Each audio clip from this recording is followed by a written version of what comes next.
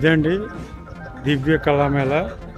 దివ్య కళామేళ అంటే దివ్యాంగుల కళల్ని ప్రదర్శించడం కోసం ఈ దివ్య కళామేళనైతే ప్రదర్శించడం జరిగింది. ఇది ఎక్కడ అన్నది చూడండి.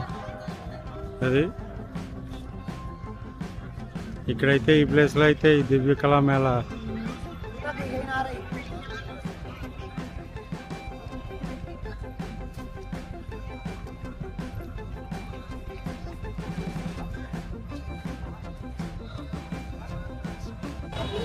ఎంట్రన్స్ అయితే దివ్య కళామేళ బోర్డుతో ఉంది చూడండి. ఏదో సంథింగ్